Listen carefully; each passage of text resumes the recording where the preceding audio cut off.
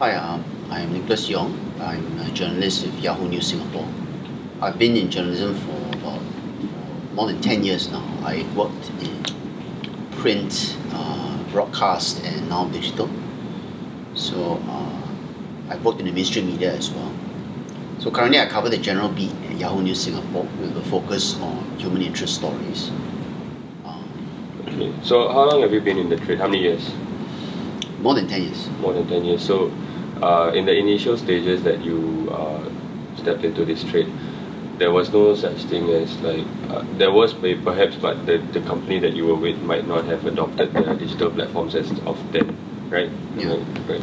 When I started in journalism in 2006, Okay. I was a broadcast journalist at Mediacorp Radio. But in 2000, I went to the Straits Times. So I was very much trained in the old school way, so to speak. It was about your sources were the people that you cultivated. It wasn't stuff that you pulled off social media. And there was actually such a thing as you could wait to get the story right before the story comes out in the next day's paper. A lot of websites seem to think that reporting is about taking what someone said on Facebook or on Twitter and turning it into a story, and that's the only source for it. But the truth is, for a well-rounded story, you need to speak to several sources. You need to, get both sides of the story. You need to do proper reporting, which seems to be very much missing nowadays. I think social media has very much democratized journalism, so to speak, in that anyone is free to put out an opinion. Anyone is free to write a story, so to speak. But of course, the problem is that when you're not a trained journalist, you don't think about things like verifying your facts, getting more than one source, the difference between real information and hearsay. Right? Because we, as journalists, have a responsibility to provide the facts. Right? People expect that of us. You can't just put out something and then just hope to get away with it. When I do a story, I think the two most important things to consider now is the headline and a Facebook teaser.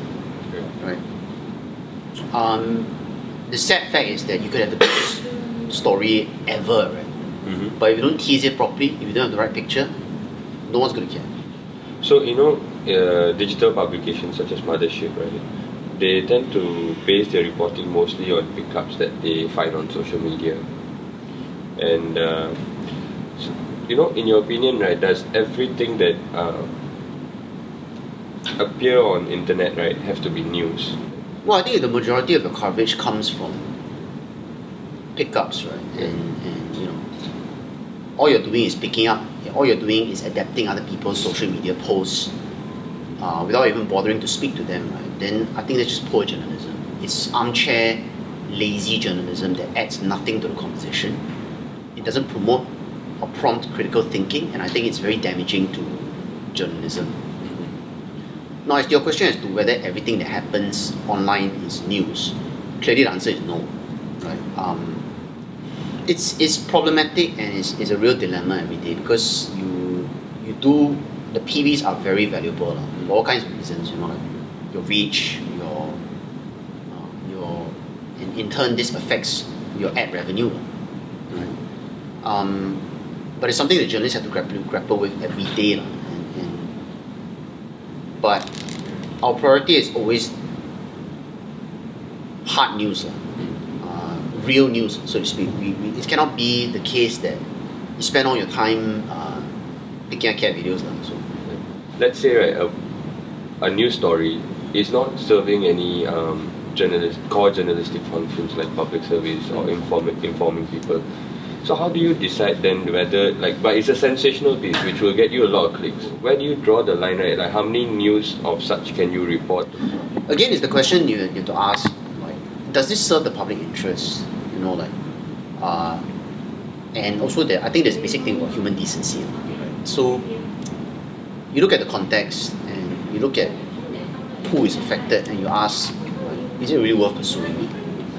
It will get a lot of page views, no doubt, but to consider your journalistic ethics. When a publication decides to report on a news story, a viral news that appeared on the social media, do you think that they're actually crediting it as newsworthy?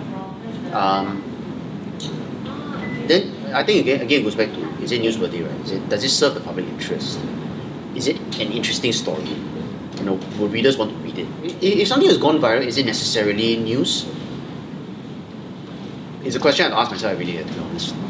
Again, PVs versus newsworthiness. Does it fall somewhere in the middle? Every day I have to ask myself that. What's your, the Shreya Bhargava incident that happened recently? Oh, that's how you pronounce it. Shreya. Is it? Shreya. Okay, Shreya. Yeah, so, what's your take on that whole incident that happened on internet? I think about a month or I kind of like I kind of got a mixed reaction to it, as cliche as it sounds. Why did he have to take it on social media, right? I mean, if he was truly bothered by all that, I think he could have started by, say, talking to the producers, right? Or talking to people in the industry. But it felt a bit knee-jerk because he wrote it immediately after the audition. Now, obviously he must have been upset. I think he should have taken time to think about it, and then maybe talk to the producers, and after that then written something about it. Let's say, take it from a journalistic point of view.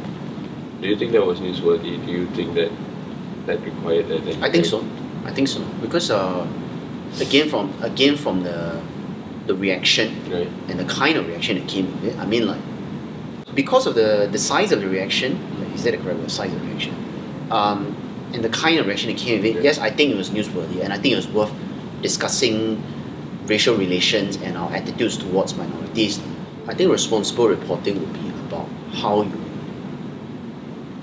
phrase the report, how you angle it. But I mean, like, we cannot control, as news organizations, you cannot control how people perceive on you, right? Yes. They may take it out of context. Yes, but again, the only thing you can do is to be responsible in your reporting. Okay, so, with that's digital journalism, the need for speed, the being first to report about an issue. How do you ensure your accuracy? Well, there's a saying, right? Get the story first, but first get it right. So that's something that I hold on to. I try my very best to be as objective and thorough as possible. I make mistakes, of course, like every journalist does. And when you do, you feel bad about it. You have to acknowledge that it was a mistake. Where does factual storytelling stand, given that anyone is now a journalist with access to internet? So, where does factual storytelling stand in this whole race against time? If you're asking me how the reader should consider it, I would say think about the sources that you're getting the story from. Right? Is it from a proper, reputable news source like Yahoo or ST or CNN? Or is it a website that purports to be news? The basics of journalism are in danger of being lost, because everybody wants immediacy, everybody wants instant gratification. I would say, as journalists, right, we do our part to be responsible journalists, but the readers also have to be discerning. If we make mistakes, you call us out, that's perfectly right. But if you're bound and determined to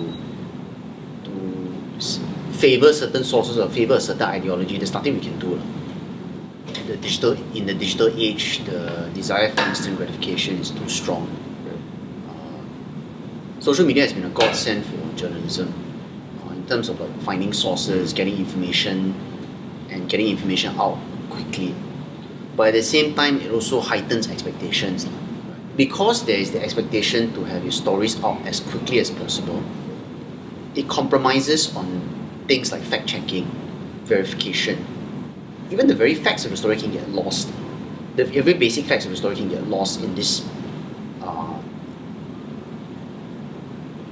high-paced environment. So because of that, you get people would rather go and look at the instant news rather than the accurate news. Page views are extremely important for every organization, but it's not the be-all and end-all. It's about stories which serve the public interest, stories which people need to know about, instant gratification can only be, it gets you to a certain point, but it doesn't advance the cause of journalism. So everybody needs to take a step back and think carefully about what is the role and the function of the news.